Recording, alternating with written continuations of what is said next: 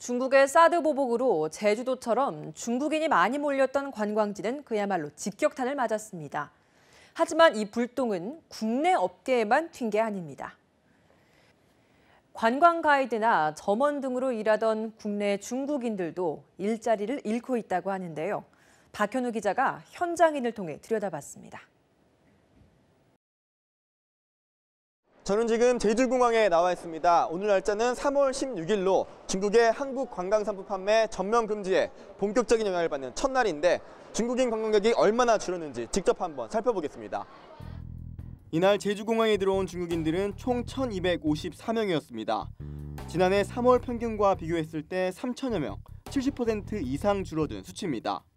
중국의 한국 관광상품 판매 금지 조치 이후 반토막난 중국인 입도자 수 감소세는 앞으로 더욱 심화할 것으로 보입니다. 공항뿐만이 아닙니다. 지난해 기준 크루즈선을 타고 제주도를 찾은 중국인 관광객은 하루 평균 3,000명 이상이었는데 크루즈 관광도 중단될 전망입니다. 지난해 크루즈선을 타고 제주도를 방문한 외국인은 총 120여만 명이었는데 이 중 97% 정도인 117만여 명이 중국인 관광객이었습니다. 크루즈를 타고 제주도를 방문하는 관광객 수는 최근 3년 사이 급증하는 추세였는데 중국의 최근 조치로 크루즈선들의 입항 취소가 속출하고 있습니다. 3월 15일 저녁에 입항했다 16일 떠나는 제 뒤로 보이시는 크루즈선을 마지막으로 중국발 크루즈선의 입항은 오는 6월 말까지 모두 취소됐습니다. 중국인 관광객을 상대했던 여행사들은 말 그대로 직격탄을 맞았습니다. 매년 100만 명 정도의 중국인 관광객을 유치했던 한 여행사는 3월 15일 이후로 예약이 완전히 끊겼습니다.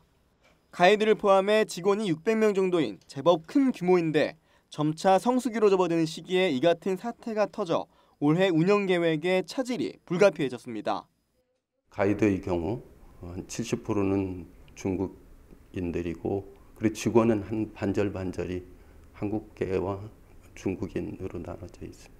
이게 이제 장기화된다 하면은 저희도 이제 부득이 인원 조정이라든지 이런 게 뒤따르지 않을 수 없지 않나.